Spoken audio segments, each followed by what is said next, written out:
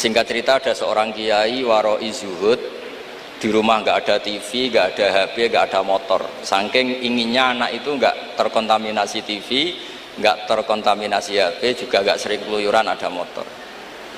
Tapi apa yang terjadi? Anaknya ini malah pertama punya HP atau memakai HP dipinjemin temannya. Kebetulan temannya itu tidak sholat.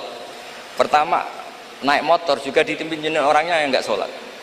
Pertama tahu TV juga di tetangga, komunitas keluarga yang tidak sholat. Sehingga perasaan anak ini hanya punya utang jasa sama orang yang tidak sholat. Lama-lama kenangannya apa? Ternyata orang yang tidak sholat itu lebih manusiawi ketimbang yang sholat. Singkat cerita anak ini akhirnya nggak sholat. Ketika anaknya itu nggak sholat, orang tuanya itu coro Jawan itu tobat, minta maaf sama bapak, sama saya. Era kiai saya minta, karena melihat Mbah Maimun itu di rumahnya ya ada TV, bapak saya di rumah ada TV, juga ada motor. Assalamualaikum warahmatullahi wabarakatuh. Gus badhe nyuwun pirsa, di era milenial ke para ibu-ibu, para emak-emak yang biasanya kan ibu-ibu sak menika arane emak-emak yang pada waktu masa lalu dereng mengenal dereng mengenal dan memahami perkembangan ilmu pengetahuan dan teknologi seperti saat sekarang, kadang-kadang merasa bingung. Ibu-ibu merasa bingung menghadapi tantangan pendidikan di masa sekarang ini. Peserta didik sekarang dituntut paham dan bisa mengoperasikan perangkat multimedia sosial supaya tidak tertinggal oleh perkembangan pendidikan yang sekarang ini perkembangannya sangat pesat. Sementara di sisi lain banyak informasi kurang mendidik yang bersumber dari perangkat multimedia tersebut. Santri mereka kan boten pareng beto HP. Tapi sekarang niku pendidikan memerlukan kita harus pakai HP. Nah, yang ibu-ibu itu mau mengikuti itu sudah kadang-kadang sininya sudah tidak nyambung. Diwarai WA mawon kadang-kadang mboten sakit, nah mungkin kalau santri itu sudah mengunci HP-nya, kita tidak ngerti ini bagaimana caranya kalau dikunci, jadi tidak bisa. Terus bagaimana Gus caranya kita itu bisa mengarahkan anak-anak sehingga anak-anak itu walaupun pakai HP bisa mempergunakan dengan sebaik-baiknya. Kadang-kadang di pondok itu sudah diberi jam, nanti jam segini ditumpuk, tapi wong ya anak ya tetap anak, kadang-kadang ya diselipkan. Kemudian pertanyaan kita sebagai orang tua dari anak-anak kami, baik para santri atau anak kami sendiri, apa yang harus kita lakukan supaya anak-anak itu juga bisa mengikuti zaman tapi selamat, sehingga mereka bisa pinter dalam ilmu pengetahuan tapi juga hatinya selamat, bisa selamat di dunia dan selamat di akhirat. Matur suwun. Ingkang utus Gus Bahak kula mboten wantun nolak nggih. Assalamualaikum warahmatullahi wabarakatuh. Gus, sekarang di pesantren-pesantren itu banyak para ibu nyai yang memiliki peran lebih besar dalam mengasuh para santrinya dibandingkan peran Pak Yai.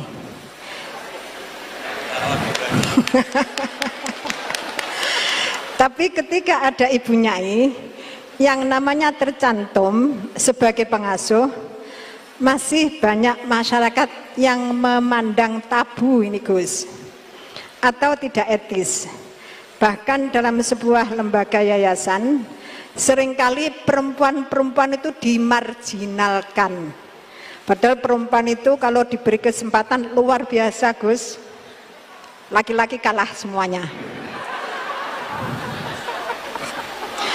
Kadang pendapatnya itu tidak dihiraukan meskipun sebenarnya bagus. Dan ini loh Gus, saya minta keadilannya Gus. dalam menyikapi kenyataan seperti ini, kita sebagai kaum emak-emak itu harus bagaimana? Saya menuntut keadilan, Gus, dari Pak Yai, dari panjenengan. Terima kasih. Assalamualaikum warahmatullahi wabarakatuh.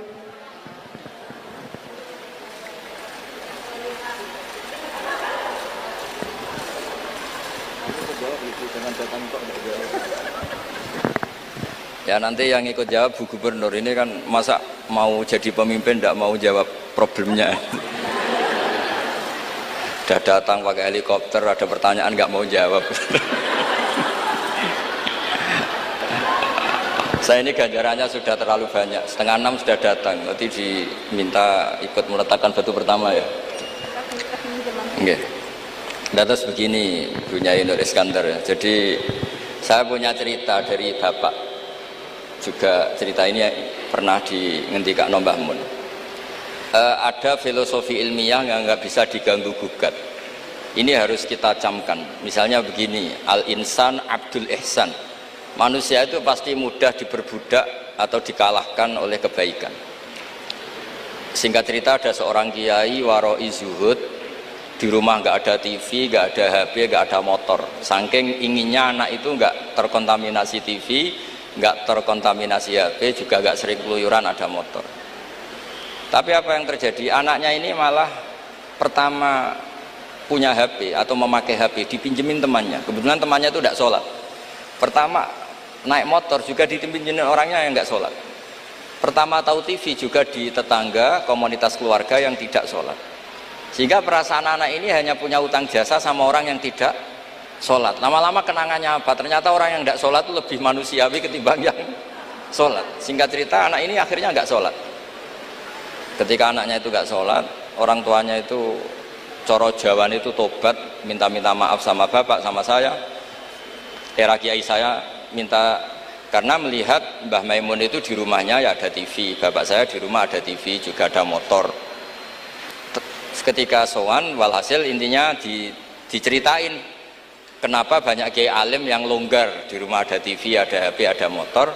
Ternyata karena jangan sampai anak kita pertama merasa utang jasa itu sama orang lain. Nah, kalau orang lain ini yang orang nggak bener bisa berabe kan. Nah pondok juga gitu, kalau terlalu ketat HP, terlalu ketat apa, ternyata HP ini barang mewah, barang wow, kebetulan yang nilai orang lain. Dan akhirnya santri ini merasa utang jasa sama orang. Nah, ya kalau orang lain ini tepaan orang soleh, kalau enggak. Makanya ibu-ibu juga situ, senyum tuh barang mewah. Ternyata bapak-bapak kenangannya sama bakul kopi, tidak sama istrinya. Akhirnya yang diingat ya bakul kopi, karena senyum itu mewah. Ini sekaligus jawab pertanyaan yang enak, minta keadilan. Saya juga minta keadilan. Ya itu sudah komplit, jawaban itu sudah. Pokoknya kita kondisikan al-insan abdul ihsan. Jadi itu tidak bisa ndak. Makanya ngelola anak-anak itu ya harus hati-hati, ngelola istri, ngelola suami, ngelola komunitas masyarakat. Kenapa kiai itu harus dermawan? Kenapa orang baik harus dermawan? Kalau yang dermawan orang fasik, pasti orang fasik ini yang punya pengaruh, karena al-insan abdul ihsan. Makanya ini kembali lagi ke kitab Ar-Risalah tadi. Saya berkali-kali kalau ngaji bilang, tasodaku walau bitolkoti wajin. Kamu disuruh sodako meskipun senyum. Senyum itu dalam fikih formal dikatakan sunnat, tapi dalam konteks sudah kompetisi itu bisa wajib. Di rumah nggak pernah ada senyum, di warung kopi ada senyum terus. Kira-kira menang mana? Sama. Ketemu preman disuguhi kopi senyum, sowan kiai diamu itok. Akhirnya masyarakat mau ke preman karena di sini lebih dimanusiakan ketimbang kalau sowan kiai dimarah-marahin tok. Akhirnya konsep Nabi tolkoti wajin tidak lagi kita katakan sunnat tapi wajib. Makanya berarti ibu-ibu senyum sama suaminya wajib. Tapi kalau disenyumin terus ya wong lanang ya dablek, itu dikira nggak pernah salah. Berarti marah juga. Ya sudah, tidak usah diwajibkan, sudah dilakukan, alhamdulillah. Jadi menurut saya ngadepi fenomena sosial apapun kita harus punya kaidah ilmiah yang permanen, yaitu al-insan abdul ihsan. Semuanya fikih, semuanya solusi, semuanya teori itu pasti kembali ke situ. Kalau kita lebih menarik karena ihsan kita, pasti orang ke kita. Tapi kalau kita jeblok secara sosial, ya dibayangkan Allah itu walau kunta fadhurulidal qalbi lan faddu min hauli. Kalau seorang pemimpin itu kok wangkot, angkuh, tidak simpatik, pasti lan faddu min khalik, pasti orang itu bubar. Jadi itu jawaban umum, tapi insya Allah menjadi solusi untuk ngelola anak kita. Saya sampai sekarang itu ya biasa ngedusi anak saya, jalan-jalan sama anak saya, supaya utang jasanya anak itu sama orang tuanya. Istri saya itu keluarga Sidogiri, itu saya pernah bilang kalau anak saya minta uang jajan meskipun saya tidur agar dibangunin oleh anak saya. Kata istri saya kan yaitu nanti melatih tidak sopan. Tapi akhirnya saya beri penjelasan secara ilmiah. Yang wajib jajan anak itu orang tuanya, jangan sampai ganggu mbak-mbak atau kangkang. Sehingga korbannya ya harus saya, bukan orang lain. Jadi kita harus kadang-kadang lebih bicara ilmu ketimbang akhlak. Apa artinya anak kita berakhlak sama orang tua, tapi anak kita pas mau jajan ngel-ngel orang lain. Nah hal-hal seperti itu supaya apa? Anak kita punya kenangan, saya bisa jajan karena bapak saya bisa jajan karena dituruti bapak saya.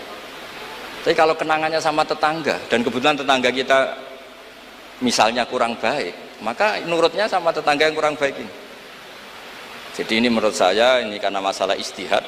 Neng Ana boleh gak setuju ya, karena ini masalah ijtihad. Tapi harus setuju, satu-satu diundang kok ora dituruti fatwane kan. Tapi jelas kaidahnya itu tadi pegang, al-insan abdul ihsan, sehingga kita bisa ngelola gimana orang-orang baik itu berjasa. Makanya ketika Rasulullah SAW masyhur itu, inna hadatin irtadaituhu li nafsi wala yusliha li hadatini illa sakha wa husnul khuluq. Agama ini sudah final, cuma yang bisa mengawal agama ini hanya dua, yaitu dermawan dan husnul khuluq. Jangan sampai orang lain yang nggak benar lebih berempati, lebih dermawan, sementara yang soleh kurang dermawan atau kurang empati, sehingga kompetisinya orang soleh ini kalah. Ya saya kira demikian. Ini mohon terakhir, mohon assalamualaikum warahmatullahi wabarakatuh. Warahmatullahi wabarakatuh.